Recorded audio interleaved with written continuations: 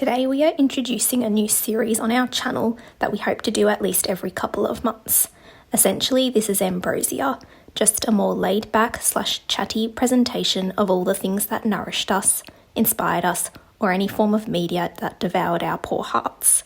A cornucopia of thoughts or recommendations of anything and everything. Also, for the first instalment, we've included a mix of things we've been loving throughout the year so far, since we haven't been posting on YouTube as regularly, along with some more recent favourites too. Recently, for our birthday, a beloved friend of ours gifted us a lot of presents, and a lot of it included sweet treats like these ones, which is lime coated, and tiger lemon gummies from the brand Wally and Wiz. They are like lemon, lime and bitters, like the drink, but a bit sweeter in flavour. And we like that it looks like little jade cubes, especially when you lick off all the powder. The second sweet treat from our friend is these honey fudge little bites, and they come very cutely wrapped too. We're pretty much addicted to it. We most likely will ask her for another 10 bags. They're like, best way to describe it is you're on a honey fudge cloud and it melts deliciously well in the mouth. Next are these Japanese plum candies. Well, we would say lollies as being Aussies ourselves, but they are candy. They genuinely taste like plum and it's really quite refreshing. But more importantly, they like come in the cutest little packaging. Next are these artisanal chocolates that we got from her, and we loved the name Rock and Roses. We thought that was really cool, and it genuinely looked like that on the packaging. Came in like a really pretty wheel with like sprinkled flower petals, the rose. And this one was definitely more fragrant because of the fact that it had rose water and cinnamon and vanilla. And then this one, we thought the packaging was really pretty again, and it was like dark chocolate, lemon, vanilla, and a lot more subtle in flavour. Next item we bought ourselves, and I feel like if you follow us on social media you would know how much we adore this brand Loco Love, and it's their recent product that they released, which is the 5-pack of their known chocolates, and we of course got the classic chewy caramel with vegan collagen, and I feel like they're just the best kind of on-the-go snack. All that remains of this next chocolate is the wrapper itself, and we absolutely fell in love with this, and we definitely will be purchasing from this brand again, which is Aussie made, and it's dark chocolate with just a bunch of plums like Kakadu, Davidson and Doris. And if you would like to see it more better, we posted it on our feed. It's very pretty. So recently, whenever we go food shopping, we tend to also pop into an Asian supermarket that sells such a vast variety of different teas that not only are interesting in flavour but also come in such pretty packaging, which we wanted to share with you because what we've been doing recently is repurposing them to hold different things. So when we finish with the tea, we really love to either, oh my goodness, there she goes. We love to like put things in there like flowers or notes from friends or jewelry or anything of that type of nature. These two actually were tea, and then this one is just a tea canister, so it didn't have any tea in it, but it's more just a tea holder. Apologies for the wind if you can hear that. Another gift from our lovely friend that she gave us was this Japanese fashion book that I believe she got from a Japanese auction. And first of all, the cover is just really cute. It's like a patchwork kind of lace thing on either side. And it's mainly just, there's like a lot of words obviously that we unfortunately can't read. One day we'll learn Japanese. But there's just so many like pretty pictures and illustrations. Let me try to show you.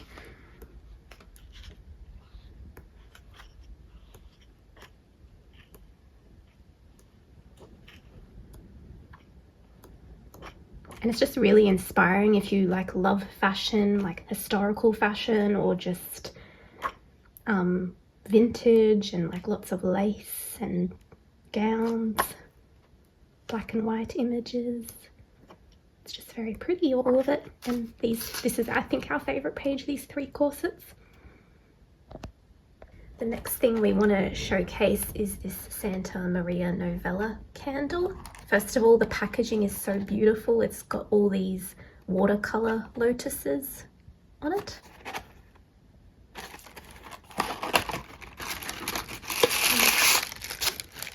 And the actual candle itself. Also, I feel like even just the wrapping it comes in is so pretty. I don't know if you can see that, but it's got like the logo on it and everything.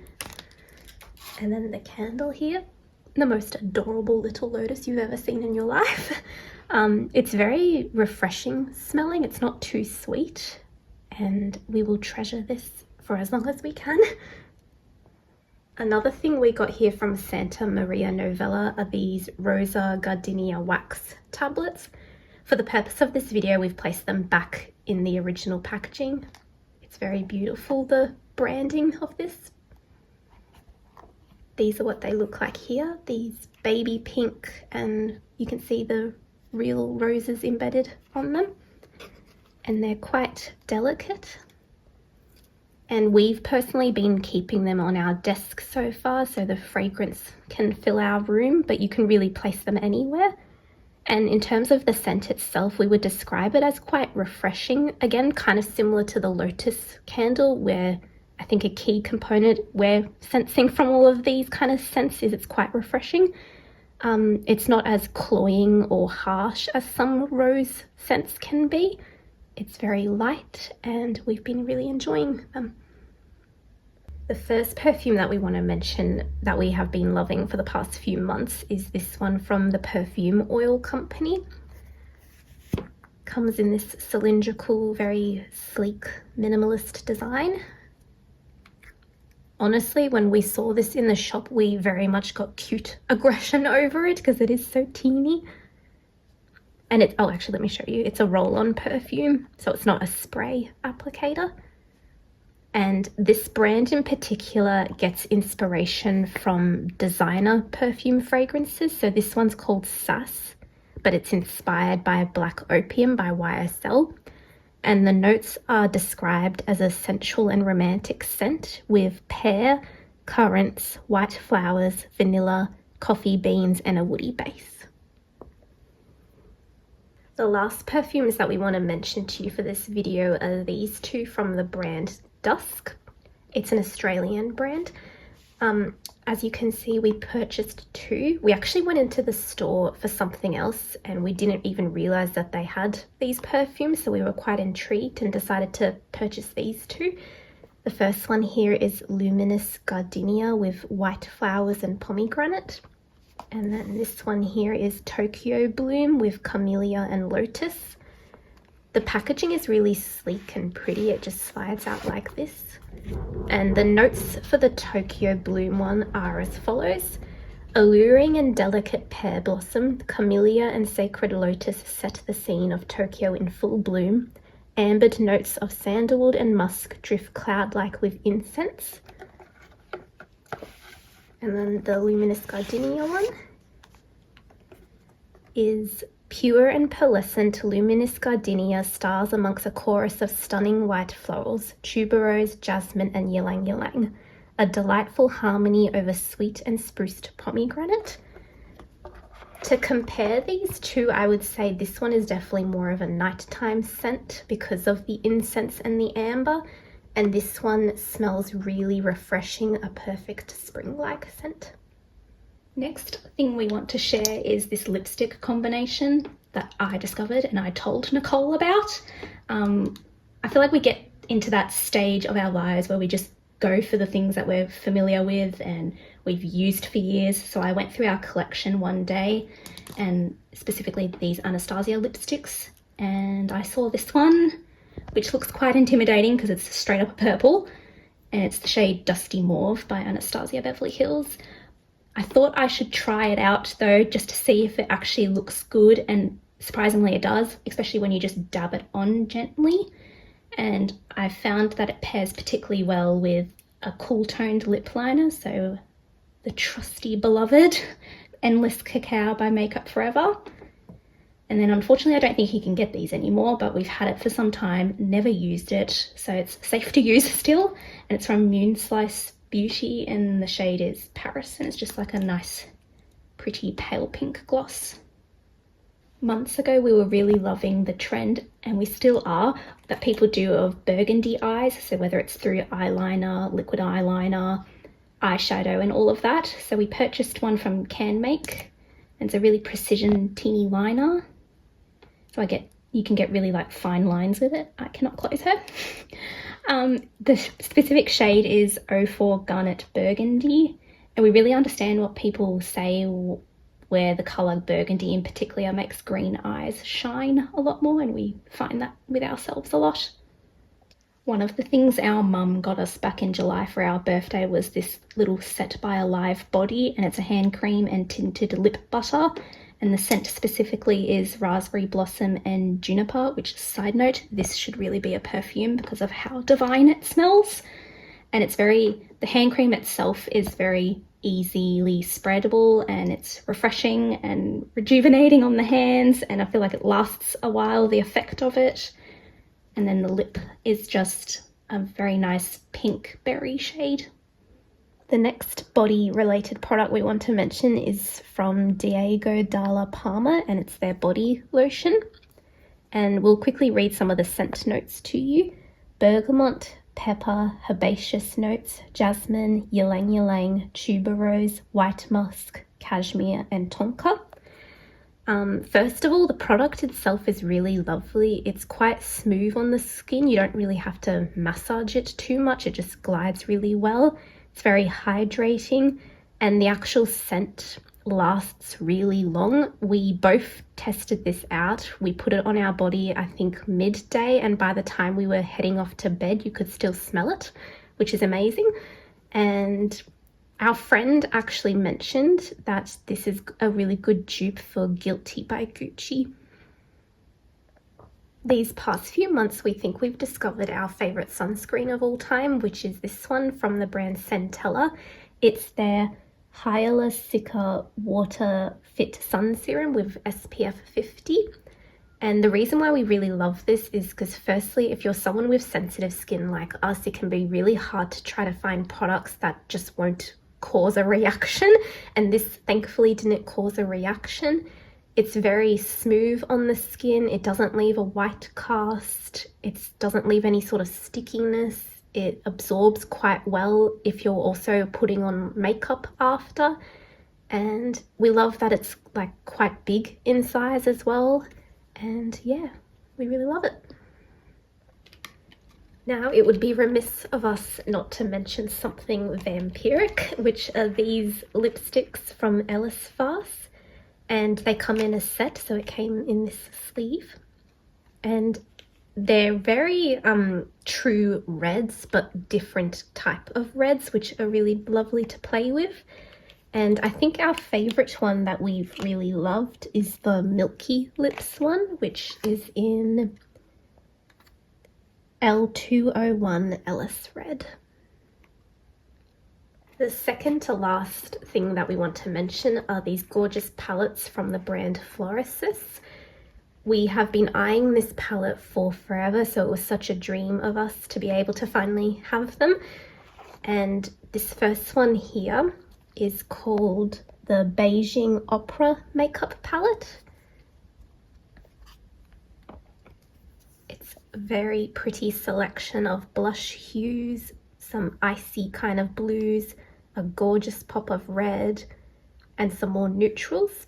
Absolutely love also the way that this comes in a fan packaging. And then the second one here is called, what is this one called? The Floral Engraving Beauty Goddess Makeup Palette.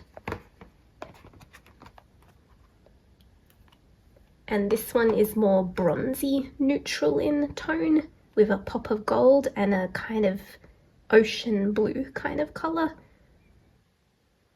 As you can see, the palettes do look quite untouched, but we actually have used them quite a few times. And the reason why we wanted to mention them in particular is it's really sparked our creativity a lot when we do decide to do makeup, because I think when something visually looks as unique as this does, it bleeds into the looks itself, where you can get really inspired by not only the color selection, but also the aesthetic of the packaging itself. And we've been really loving this red shade in particular because we haven't actually owned such a unique, richly red shade. And I'll swatch one shade here just so you can see. Hopefully you can see that. They're really buttery and smooth, and it's just so beautiful. The last thing that we want to mention for this monthly favourites video is from Florisis again, and it's their Gentle Waves Aqua Glow Highlighter and then the Ethereal Flush Smooth Powder Blush. Firstly, packaging, gorgeous as usual. Can't expect anything less from this brand. And then that's what the highlighter looks like. Just a very shiny lilac subtle shade. And I can swatch it for you now.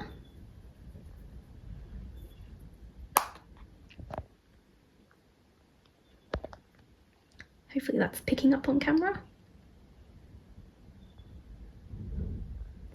And then the blush, which is just a very nice smooth baby pink. And the two pair nicely together. Now, the one thing that truly devoured our poor hearts this year resides in the show Interview with the Vampire. We were really captivated by this adaptation and its characters. It very much has soared its way to one of our absolute favourite shows of all time. We wanted to maybe write a long exploration on this, but find ourselves not being able to write up something eloquent enough to match its beauty. But it's the way this show connects art and the existence of the vampire, two eternal things entwined. It's how it explores recollection, the murky waters of the monster of memory. It's the complexities of love. It's all-consuming power that isn't always righteous. It didn't move the chess pieces to stop certain tragedies, but it's still there. It's the way the landscape is drenched in grief, loneliness, and the perpetuation of cycles, yet there are fragments of hope amidst the sanguineous paths. It's how race is integral to this adaptation. The gothic/horror genre for decades has been inherently political, often fascinatingly using the monstrous beings as conduits for social commentary and exploring humanity. It's the masterful weaving of symbolism throughout, and yet the absence of metaphor is unmistakably apparent too. It's how you ultimately see the actions of the dreadful and their devotions, a truly delicious gothic tale.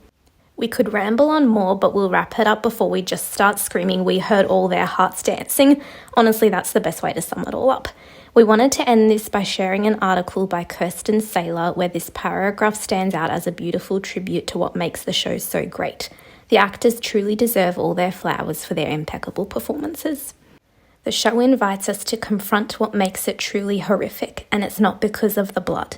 It's horrific for the truths it exposes. This series understands that real terror isn't always what lurks in the dark. Sometimes it's what lingers in the heart. It's the horror of needing to be loved, of watching time hollow you out, of trying to survive forever with a grief that doesn't heal. Interview with the Vampire gives us its monsters in shades of agony, contrition, and desire. They're not sanitized or forgiven, but they are fully seen. Their beauty doesn't soften the blow, but centers it in the soul of those watching. Emmy conversations shouldn't just include this series, but they should revolve around it. After all, it isn't just horror, it is art wrapped in love and ruin.